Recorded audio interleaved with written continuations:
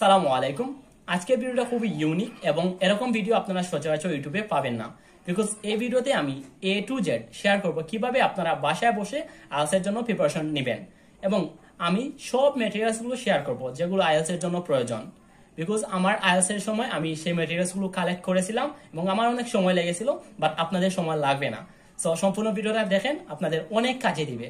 এবং ভিডিও শেষের দিকে আমি একটা অ্যানাউন্সমেন্ট দেব যেটা আপনাদের জন্য অনেক উপকারে আসবে। Okay, so let's jump to the video. এই ভিডিওটা আমি তিনটি ধাপে ভাগ করতে পারি। সবার প্রথম ধাপে আমি শেয়ার করব বুক লিস্ট এবং তার পরবর্তী ধাপে শেয়ার করব কিছু ইউটিউব চ্যানেল এবং ওয়েবসাইটের নাম যেগুলো আপনারা ফলো করতে পারেন, ডেফিনেটলি আপনাদের কাজে দিবে। লাস্টলি শেয়ার করব সব থেকে ইম্পর্টেন্ট জিনিস, সেটা হচ্ছে যে 4টা মডিউল। এই 4টা মডিউল আপনারা কিভাবে প্রিপারেশন নেবেন বা আমি কিভাবে প্রিপারেশন নিয়েছিলাম। তো ফার্স্ট স্টেপ নিয়ে কাজ করি। আইএলটিএস এর জন্য আপনারা কোন কোন বই পড়বেন? সবার প্রথম যে বইটা পড়তে হবে সেটা হচ্ছে ক্যামব্রিজ। তো ক্যামব্রিজ কত থেকে কত পড়বেন? ক্যামব্রিজ আপনারা কাজ করতে পারেন, ক্যামব্রিজ 7 থেকে 19 পড়তে পারেন, বিকজ এখন 19ও চলে আসছে।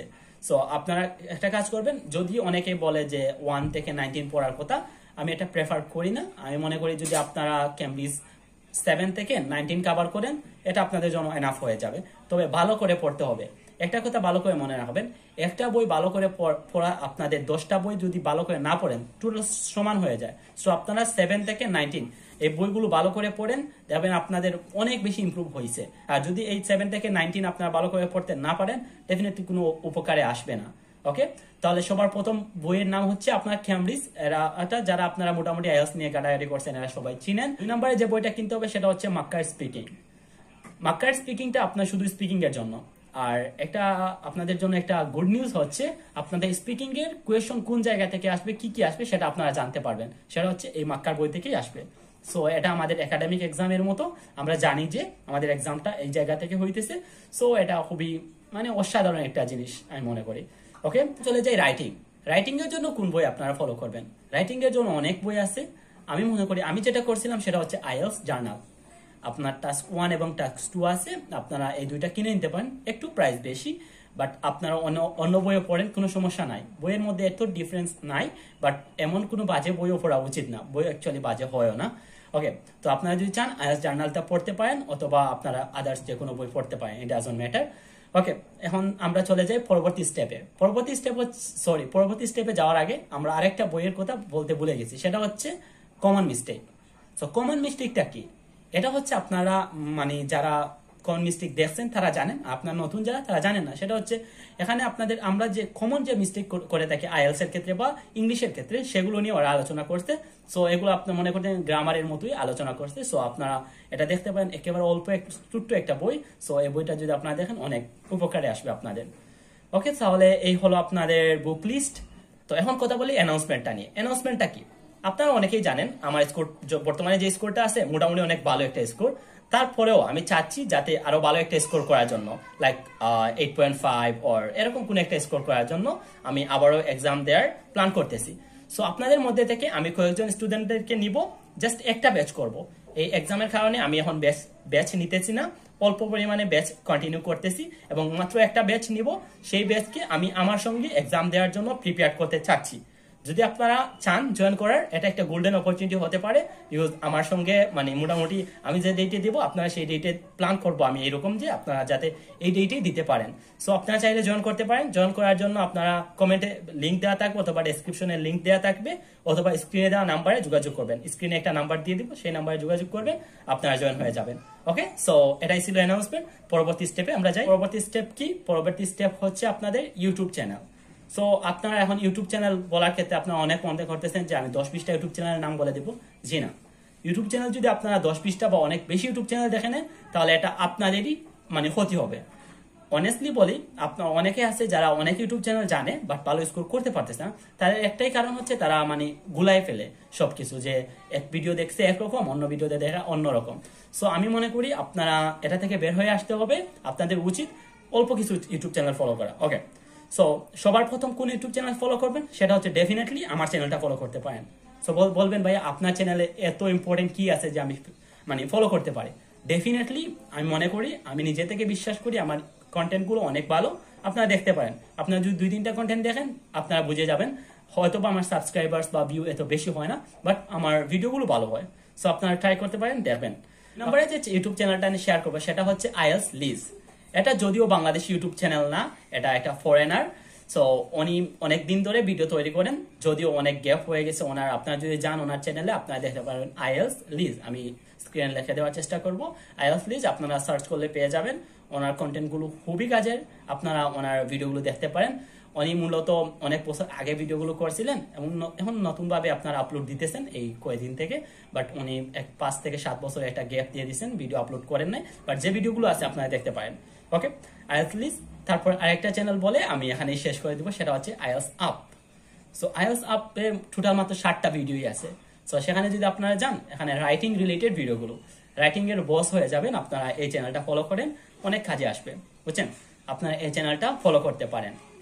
ওকে, এখন আমরা চলে আসলাম আমাদের ফাইনাল স্টেপ এবং সবথেকে ইম্পর্টেন্ট স্টেপ, সেটা হচ্ছে আমি কিভাবে আমার এই 4টা মডিউলের জন্য প্রিপারেশন নিয়েছিলাম।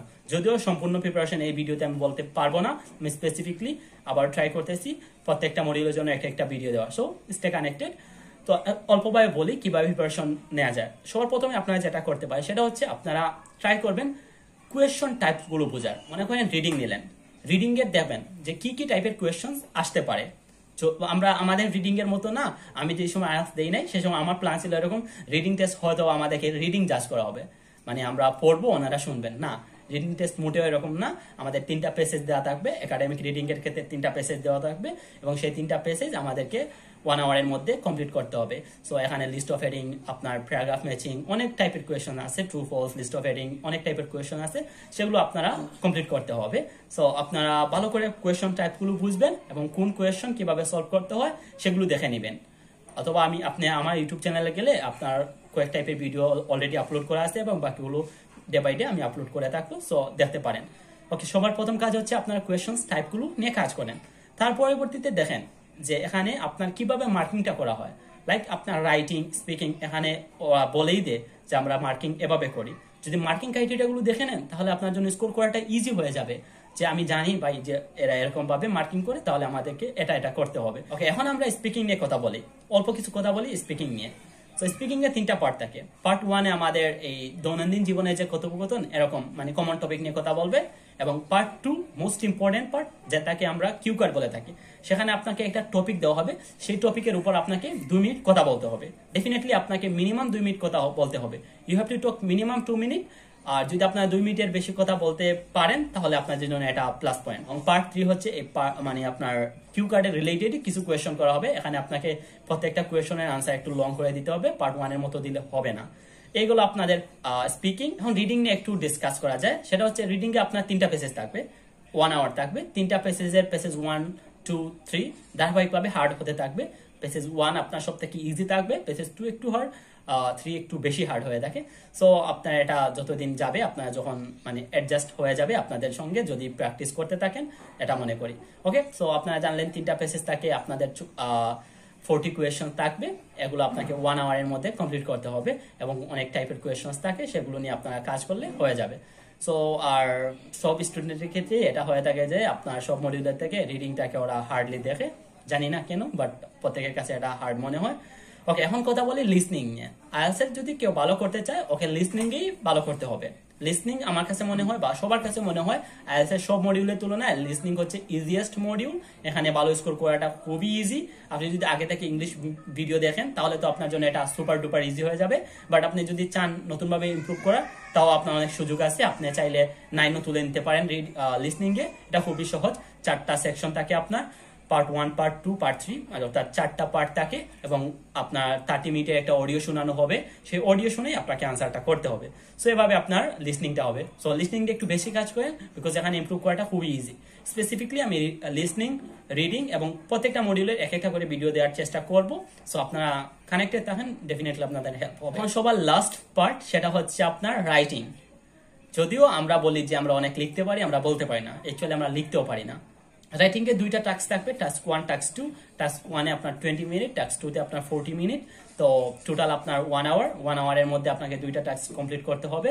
টাস্ক 1 এ আপনার map, diagram, bar chart, table এরকম থাকতে পারে, এটা থেকে আপনাকে আনসার করতে হবে। টাস্ক 2 তে আপনার এগ্রি ডিসএগ্রি এসে টাইপের কোয়েশ্চন থাকবে, সেখান থেকে আপনাকে আনসার করতে হবে। সো ওভারঅল একটা আইডিয়া দিলাম আপনাদেরকে। এটা এই ভিডিও দেখার পর মনে করবেন না যে আপনি আইএলটিএস এর জন্য সবকিছু প্রিপেয়ার করে ফেলছেন, জি না, আপনাকে এখন কাজ শুরু করতে হবে। আপনাকে আমি জাস্ট প্রাথমিকভাবে কিভাবে কি করতে হবে সেগুলো শেয়ার করলাম। এখন আপনার কাজ, আপনি ভালো করে গুগল করেন অথবা আপনি কোনো টিচারের সান্নিধ্য যেতে পারেন, গিয়ে একটা প্ল্যান করে আপনার প্রিপারেশনটা নেওয়া শুরু করে দেন। আর আইএলটিএস থেকে আরেকটা জিনিস হয়, এক্সাম দিব বলে দেওয়া হয় না, রেজিস্ট্রেশন করবো বলে করা হয় না। সো এদিকে আপনারা একটু ফোকাস রাখবেন, যাতে আপনারা 2 মাসে একটা প্ল্যান করেন বা 3 মাসে একটা প্ল্যান করেন। বা অনেকে বলে যে ভাই আমার কতদিন লাগবে আইএলটিএস ক্ষেত্রে, সেটা আপনার উপর ডিপেন্ড করে। আপনার যদি বেসিক ভালো হয়ে থাকে তাহলে 2 মাসের ভিতরেই আপনি ভালো স্কোর করতে পারবেন, যেটা যে স্কোরের প্রয়োজন সেটা করতে পারবেন। আর যদি বেসিক এত ভালো না হয়ে থাকে, হয়তো বা একটু বেশি সময় লাগতে পারে। সো এটা টোটালি আপনার উপর ডিপেন্ড করে ভাই, আপনার বেসিক কেমন। সো একটা ভালো প্রিপারেশন নেন। আর যদি কোনো কোয়েশ্চন থাকে আপনারা কমেন্ট করতে পারেন, আমি ট্রাই করবো আনসার দেওয়ার। ভালো থাকবেন, অন্য কোনো ভিডিওতে দেখা হবে। আসসালামু আলাইকুম ওয়া রাহমাতুল্লাহি ওয়া বারাকাতুহু। সুখবর হচ্ছে, যারা স্পিকিং নিয়ে স্ট্রাগল করতেছেন তাদের জন্য আমি একটা স্পিকার ক্লাব শুরু করতে যাচ্ছি। সো সেই স্পিকার ক্লাবে যদি আপনারা জয়েন করতে চান, স্ক্রিনে দেওয়া নাম্বারে যোগাযোগ করেন, অথবা ডেফিনেটলি আমি ডেসক্রিপশন বা কমেন্টে আপনাদের লিঙ্ক দিয়ে দেবো যে স্পিকার ক্লাবে জয়েন করার জন্য, সেখানে জয়েন হয়ে নেবেন।